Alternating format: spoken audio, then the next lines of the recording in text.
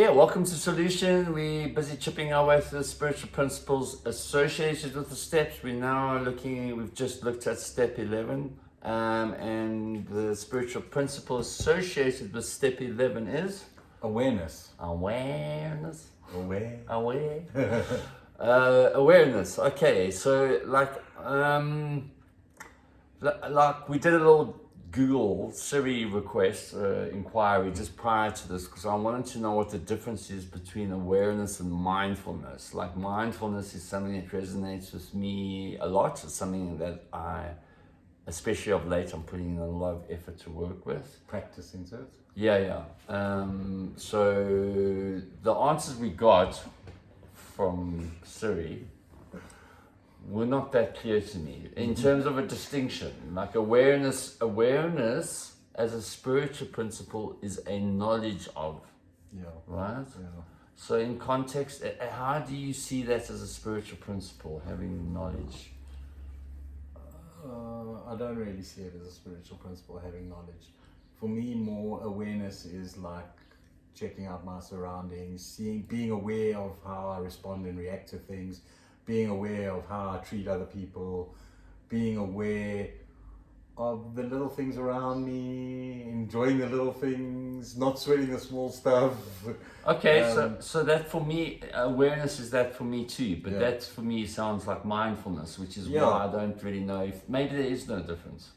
Maybe there is no difference. So I think mindfulness is an awareness of being mindful. But is awareness a mindfulness or being No. aware? Maybe. Okay, so all right, so let's just roll with they're one and the same thing. Maybe they're not. If they're not, maybe you can tell us in the comments what the difference is. Okay, so awareness, mindfulness. Tell me about where you're at with it, what your journey with that has been. Well, in the past, I wasn't mindful towards anything. The only thing I was aware of is like how I could get my next fix, or those were my only thought processes. They say like a person has like, I'm just throwing a number out there, 15,000 thoughts on different things a day, and an addict has 15,000 thoughts on one thing a day, and that's basically how I wasn't aware of anything going around me, and I only wanted one thing. Today that is completely different, but it's taken a lot of practice. I try and be aware and mindful of everything going on around me, and again, obviously I don't get it right all the time, but I feel like if I'm getting better at it, a smidgen every single day, there's an improvement. And hopefully one day I can be fully aware and fully mindful of other people, myself included. I think it's important to include myself when being mindful and aware of what's going on with me, because if I'm not in a good space, it affects other people around me. And I've got to be aware of that and mindful of that. Listen, to be fully mindful, it's very noble of you, but do you think that's really possible? I don't think it's possibly achievable unless I'm spending years in a monastery or something like. I don't buy that. Yeah. No, I'll tell you why. This thing of finding enlightenment in a monastery. Or whatever it may be. No, okay, like on under a tree, on top of a hill, in a cave. I don't buy that. Personally, I could be wrong. Yeah, well, I get what you're saying, because there's nothing outside to like irritate you or get under your skin. Exactly. For me, a proper mindfulness practice is a day to day in amidst the chaos. Yeah, like a grounded mindfulness around Yes. this madness place of the world. Like if I'm sitting in a cave with nothing around me, it's pretty easy to be mindful. I've got to be mindful to make a fire. I've got to be mindful to keep warm. I've got to be. So I hear what you're saying. I think though that there is benefits in doing that on a regular basis, like spending time alone with yourself and reflecting on like life and everything. You can become more mindful in doing something like that. Look, this is this principle of of step 11. So, the prayer and meditation thing, for example, like like for me, there is that conscious contact with my higher power does come for me easier when I'm out in nature, a little bit removed from the hustle and bustle of the city, right? Yeah. And so to remove myself from the chaos for a period of time and strengthen that contact and then bring that back with me into the city, and that I think is the key thing. It doesn't help I leave it there in the cave, in the monastery or whatever. I've got to carry it with me. Yeah. When I'm in my car, when I'm navigating heavy traffic, when I'm dealing with unpleasant people, when things don't go my way, how in those moments am I practicing my awareness, my mindfulness?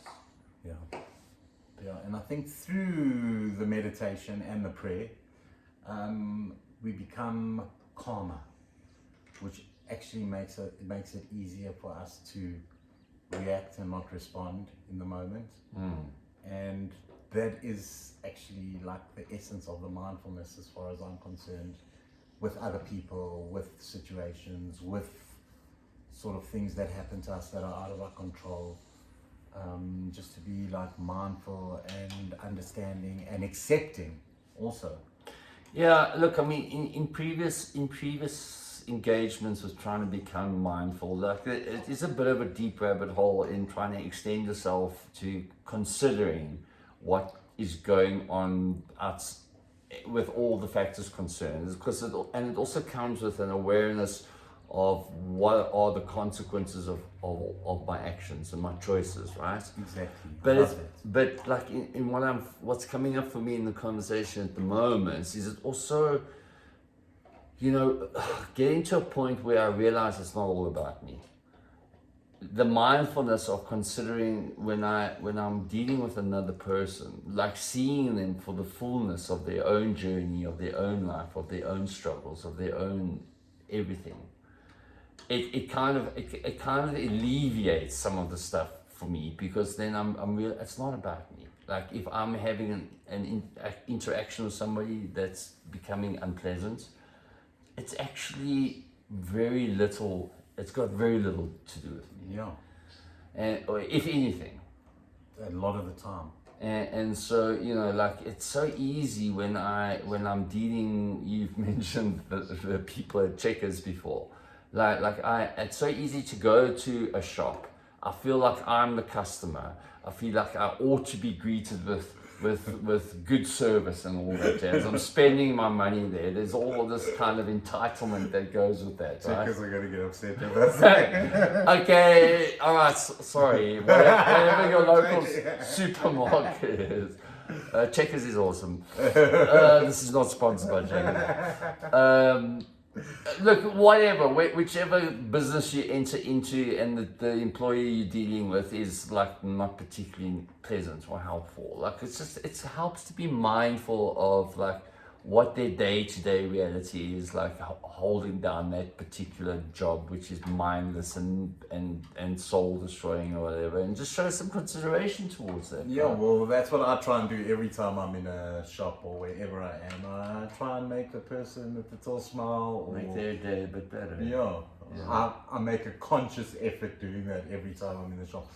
And again, I don't get it right every time. Sometimes I'm in a really foul mood. Yes. Sometimes it's also a lot to do, like the beggars on the side of the road. I can't give every beggar money. No. But I don't just stare in front of me and pretend they're not there. Ignore them. I actually acknowledge them as human beings, because that's what they are. Yes. And I try my best. And again, I don't get that right all the time. Sometimes I'm in a foul mood and I almost want to swear and shout at the guy for just trying to get a few cents to have something to eat. But I actually just try, it goes a long way just to smile at the guy and acknowledge that he's actually there, as opposed to ignoring him completely. Yeah. And I want to make the whole world a better place. I try to do that on a day-to-day basis, and I think that's what being mindful is about. I think it's also important to understand you and have your boundaries around this thing, because then you're just going to be a total people pleaser and a total walkover and a total pushover. You got to have your boundaries, and you got to understand what's important to you as well. What sort of values are important to you, and if people are compromising those values or people are abusing you in some sort of way, whether it's verbally, physically, or whatever it may be, emotionally, because people like to abuse people emotionally. You've got to have that awareness and mindfulness that this isn't healthy for you, and you've got to step away from the situation. Yeah, agreed. Awesome. We shouldn't just be accepting of everything, I think. No, exactly. I mean, I think there's definitely a topic here to explore, because the code is love and tolerance, and so we're digressing now a little bit, and I don't think we must get into it right now, but I think that's definitely a topic we need to chat about at some point. Yeah. Okay. Love and tolerance is our code. I'll try and be more loving and tolerable today.